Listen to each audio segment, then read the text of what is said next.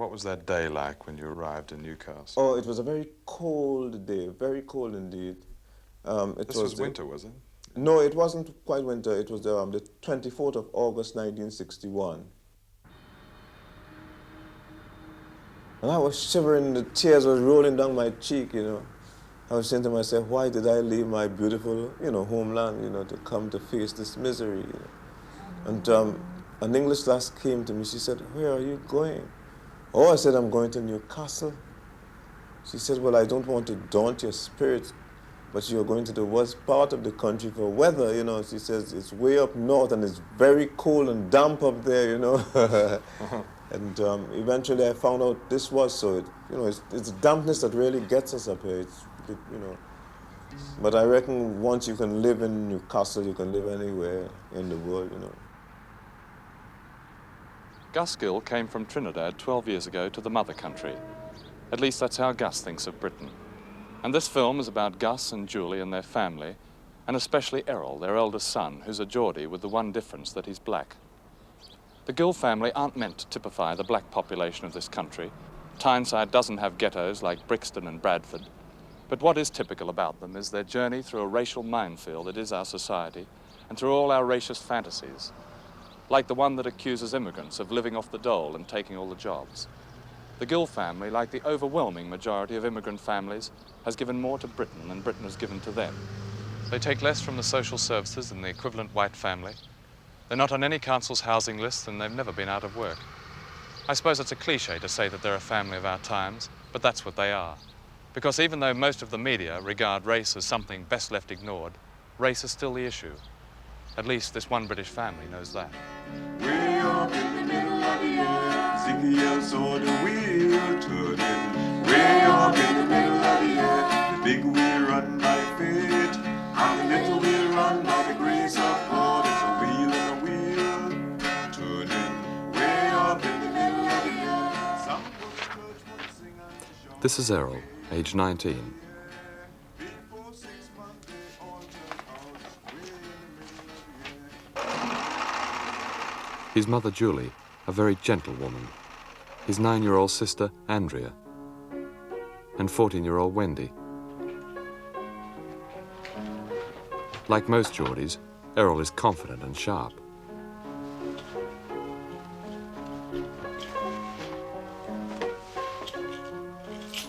Judy is 7 and the youngest.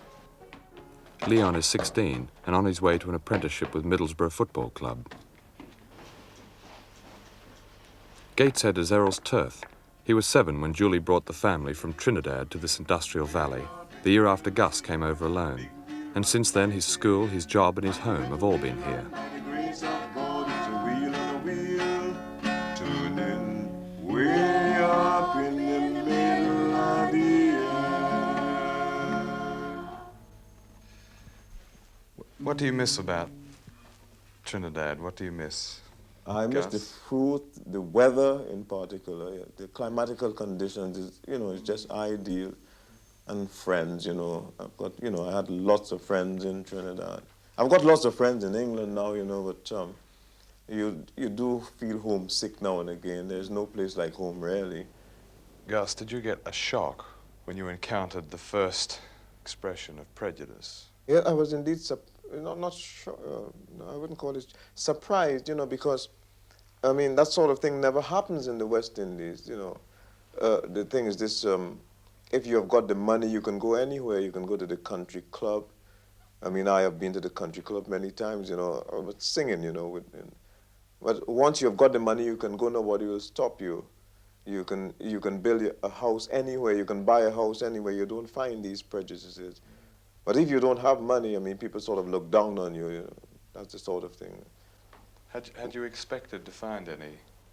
No, not at all, Prejudice here. because I knew quite a lot of English people in Trinidad, and I got along marvelously well with them.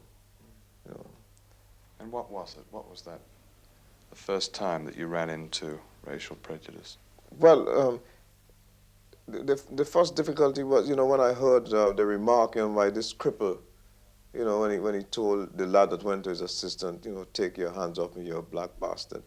I was shocked. I never thought that I would hear such a remark from, you know, people from a civilized country. This is the west end of Newcastle, Tynesyde's small black ghetto and Gus's introduction to a civilised country. Rocky Byron is Gus's oldest friend. Rocky was working in a foundry when Chris Mullard, the author of the book Black Britain, took him into community relations work in Newcastle. Since then, Rocky started an experimental club for black and white kids. And this is the house in Warrington Road where Gus came when he arrived on that rainy day in 1962. He was then at the bottom of the hill and the bottom of the heap. And the bottom of the heap for Gus meant a casual job with British Railways, a week's work for just £7.10. You know, there's one fact that the black man has to face. There is no middle road. If you're a black man, you're a black man. I am not saying that as black people, or even Errol, that we shouldn't conform to certain things within the structure of the society. But he must realize, he must preach, he must say, I'm black. Once he's going to walk outside with a false identity, once he's going to feel that because all my friends are white, and because they are patting me on the shoulder, that I can walk into an office or go and ask for a job with the assumption that I'll be taken for white, well, that's it, he's finished. This is Moore Street, where Gus took his family from the ghetto, partly thanks to a loan from his old friend Rocky. This was the white society whose acceptance was so important to Gus, and he moved his family into number 63, the only black family in the street. Gus was now halfway up the hill. Did you know Mr. Gill, his dad, very well? Yeah. Keeping all right? Yeah. Your mum and all? I see your mum pretty often, you know. When they first moved in, was it a surprise to all the neighbours having coloured family in the street, or did it matter? I mean to say, some people, you know, they're not like what I am. I mean to say, I'm not prejudiced at all. Yeah. Never have been. I mean to say, I was out in India for a long time. Yeah. And I got used to these people. Yeah. In those first days when the Gill family arrived, was there a time that they had to get over to be accepted, or were they? Well, I don't know. I think they were pretty well accepted here, more or less, you know, because well, we took to them straight away. Your mum and dad. I'll tell them that I've seen you and you've said hello. Yes.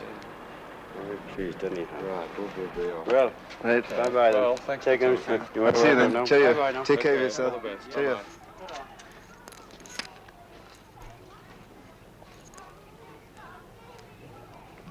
Well, I remember you. Yeah. Eh? You all know me for that very well.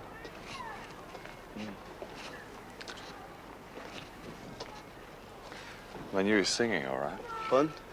Did they hear him singing? Yeah. They've got a Methodist church down the bottom he there. used to and sing they- once or twice, and then, you know, he went to different dudes all over the place. Yeah.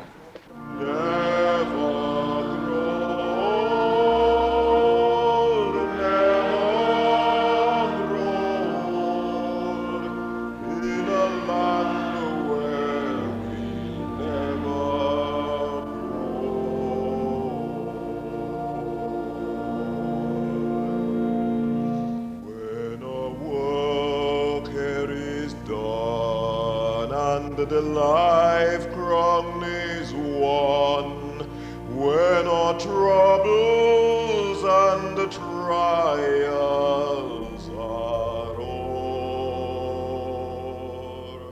I remember, you know, the first year that I won the writing competition. I mean, to me, I think this is the steepest competition in the region to win. When I won it that year, I was the happiest man in England. I felt that I had achieved something. I felt, you know, by winning, even winning this, I was accepted. I mean, there was no discrimination. I mean, the adjudicator could have easily said, well, look, why should I, you know, give this to a black man, you know, when there's, you know, there were about 11 other white people in the class, you know. But this wasn't so. And I felt then I was accepted as a human being. Do your children, particularly your older children and Errol, do you think they understand the struggle of immigrant parents? No, they don't at all. No, they are just like the English children. They feel very much think the English, same, you know. act the same, and, you know, everything like the English children. Of course, I don't blame them. They're not wrong in this attitude. But of course, they don't know the problems of immigrants at all. Well, they don't regard themselves as immigrants. No, they don't, you see. No. And there's no reason, really, why they should. Why they should, really. Is there any time during the week that you talk with your father? I mean, do you have any, is there any time that you have any kind of relationship with your father? Not really, because he's on night shift, you see. Well, by the time I come in from work, he's nearly ready for going into work, you see. But apart from that, do you have a relationship with your father? Well, not really, you know. Could you imagine the struggle that he's had since he arrived here? Do you know much about that? Can you imagine the struggle that he's had? Well, I've never really thought of it, you know. I've just leading my life and I'm going along, you know. I'm finding out all the problems myself. Yeah. Gus is a foreman at this bakery and very proud of the job, almost grateful in a way that Errol and his generation would not be grateful. In return, the company pays him just over £40 a week for working from 7 at night to 7 in the morning, 6 days a week. Oh yes, and they've put him on the staff. The white world has given Gus what he regards as a final and precious acceptance. Gus's first application for a job was at Dunlop's, and the anti-discrimination laws had not been extended to jobs then. So he got on to Dunlop Rubber Company. I was standing in the office there with him. And the chap said, I heard the boy says, oh yes, we need 3 men. So the chap said, well, I've got a chap here, he would like to work constant night shift. So I heard the voice said, you know, on the telephone, would you send him down straight away? So he said, oh yes, I can do this. He says, but by the way, he's West Indian. And the voice said, oh, we don't want any colored people here. Don't bother to send him. Well, of course, I can imagine, you know, I could have seen that the bloke was, the chap, you know, he was embarrassed about this. And he said, well, would you not reconsider what you have just said? And the voice on the phone said, I have nothing to reconsider. And he slammed the receiver down. And the chap at the door said, Mr. Gill, he says, I must apologize about this, you know. And he says, well, look, I'll tell you what. He says, I'll make it my business to try to get you a job. He says, anything that comes in, you know, we'll send for you at home. He says, don't bother to come, we'll make it our duty to send. And one day, of course, I was in the house and this card came to the letterbox telling me to call to the door straight away. I went down and they said that Denton's Bakery wanted a night shift packer. So the next morning I came down at 9 o'clock and I saw the shop's manager and he interviewed me. He says, well, I'm expecting some other people, so you'll be hearing from us. So I was a bit suspicious, you know, so what I did, I went back to the door and told the chap, I said, well, this is what they told me, but I don't think I'll hear from them. So he took the card, he says, Mr. Gill, look at this. I'm tearing this card if nobody else is going to go down to Denton, you know. And we'll make sure that they send for you. Yeah. But anyhow, by 2 o'clock, I got a call from Denton's asking me if I can start the night.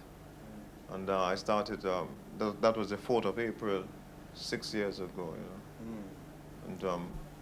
And well, I started as a packer, and within 6 months I was made charge hand, and about a month after I was made foreman. So I've been foreman now over 5 years. Whereas Gus has struggled and is grateful, Errol is the opposite. Errol is a bonus clerk in a firm making beer kegs. Unlike Gus, he feels no need to crave acceptance because he's grown up here and he regards himself as no different from any other young Geordie.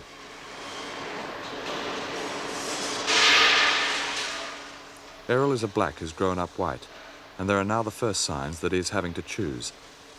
Until recently, he drew his heroes straight from the white telly world, James Bond and white sharpies like that. But now that's changed. Now in his fantasies he is Shaft, the all-black hero. Where also?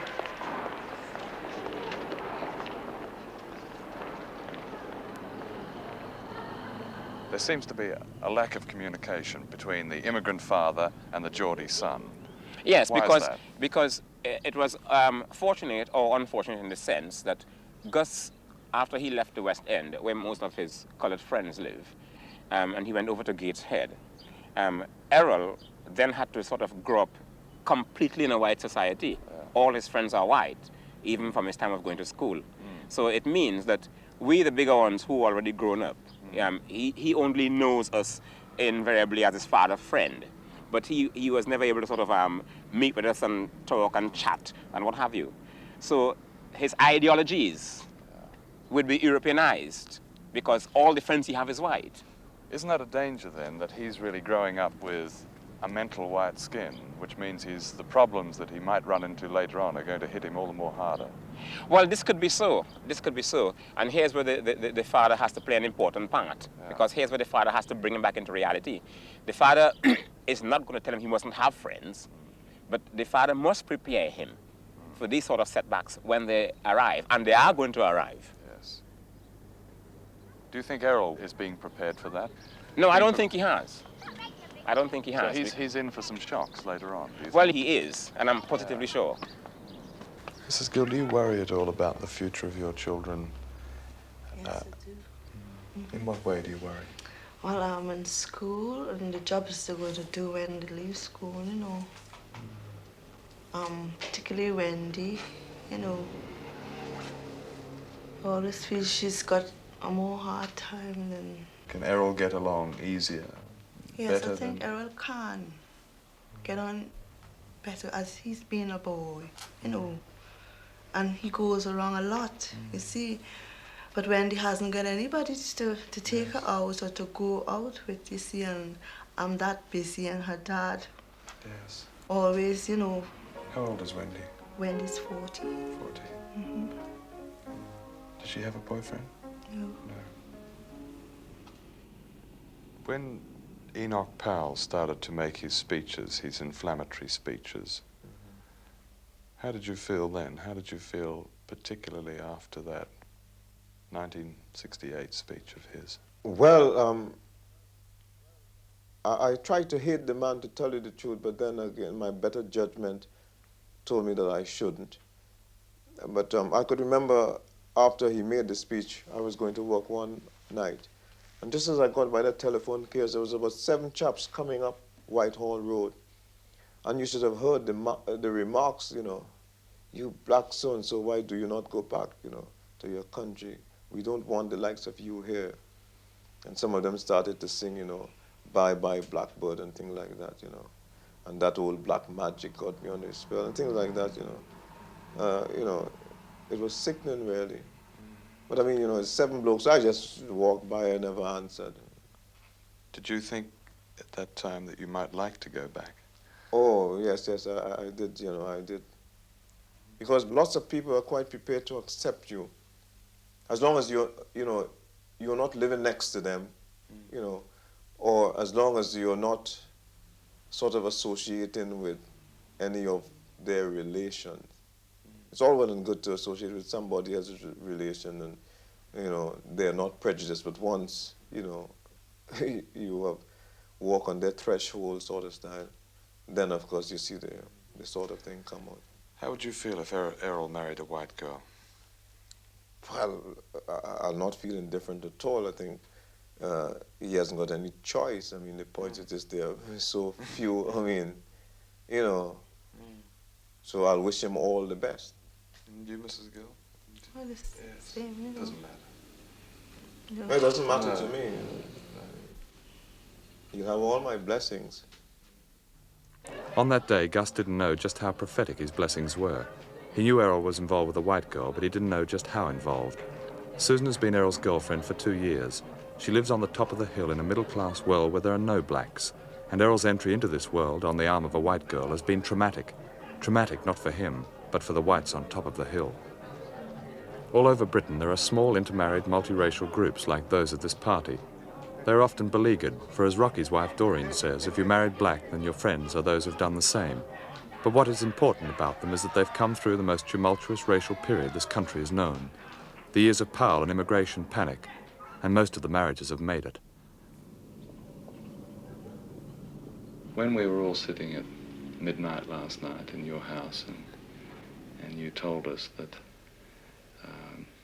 you were pregnant and that you were going to get married, what were your feelings then? Were you frightened, or were you hopeful, or what? I think I felt more relieved. More than I anything. did. Yeah. I was glad to, Why did you keep it to yourselves so long? You kept that to yourselves for almost a month, didn't you? Yeah. I would have kept it for longer if you know what I said.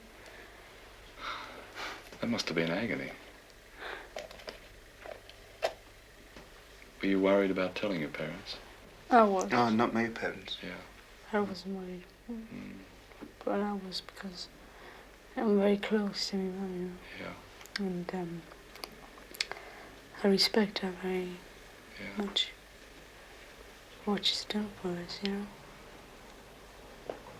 What did your mother say when you told her? You told her this morning. What did she say? Oh, well, no, she wasn't shocked. Well, she was stunned, but not as much as what Susan's mother was. You know. And she took it all right. Yeah.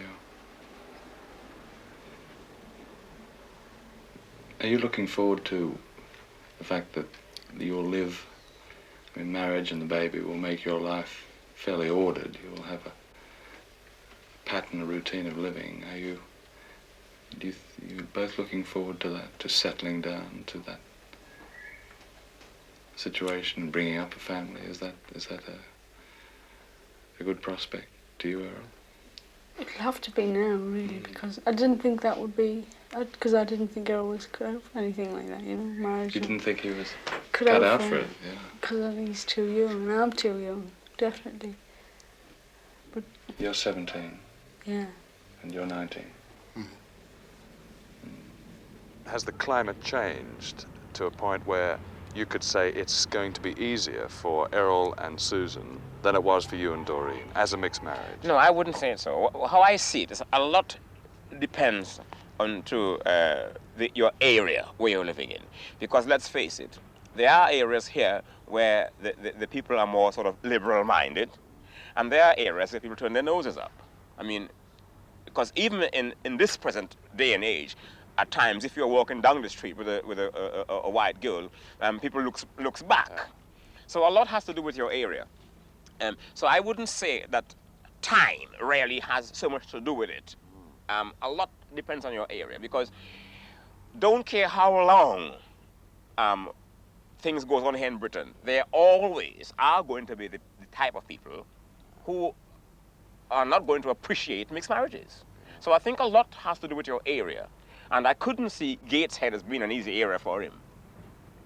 Do you think white girls of your age these days don't think twice of going out with young black men, marrying young black men? It doesn't matter anymore to your generation. I do. Is that? I think they do. Some of them do. Some of the ones that care, you know, the respectable ones. But the other ones, there's a respectable kind and there's not respectable kind, you know? Yeah. Some girls aren't, some girls aren't. The respectable ones always think twice. They think twice? I did. In what way did you think twice? I thought, well, what did my mum say about this, you know? And gone out with a colour boy. When I told her, I said, oh, Mum, I've got a date. She said, have you? She was really pleased, you know, because it was one of the first ones that I had. And I said, but it's with a coloured boy. You should have seen her face. It was really went straight, it dropped, you know. Do you think, there's two people who are going to contribute to it, do you think there is ever a chance that we might have a peaceful, truly multiracial society? Have you ever thought about that? Between everybody, you mean? Maybe it's the younger generation, but not the older generation. But you think amongst the younger generation there is a chance? Oh yeah, the younger generation. Not the older generation, because I think they're more... Oh, what's the word? I think they're more... They want to be more dominating, you know, they want to... The younger generation to do what they did. You know, we have hard times what they did. Yeah. But it's not that way now. In a few weeks' time, Errol and Susan will be married. 19 and 17, black and white. What are their chances? Errol will almost certainly make it because he's lucky. He doesn't live in a ghetto like Brixton, and he's not one of those young black Britons whose antagonism to our society, their society, is so great that they start school speaking Cockney and leave speaking West Indian. Yes, Errol is lucky and Susan has no illusions, and their unborn child must take his chances. But he'd better get lucky too. For in the last 10 years, the number of black people in mental hospitals has increased fourfold, from 6,000 to 24,000. And most of them are young, and many of them are suffering from schizophrenia, personalities split between black and white. Yes, their child had better get lucky. But of course, if he does get lucky, he'll be starting something. Fantastic things in field. Huh? Come on.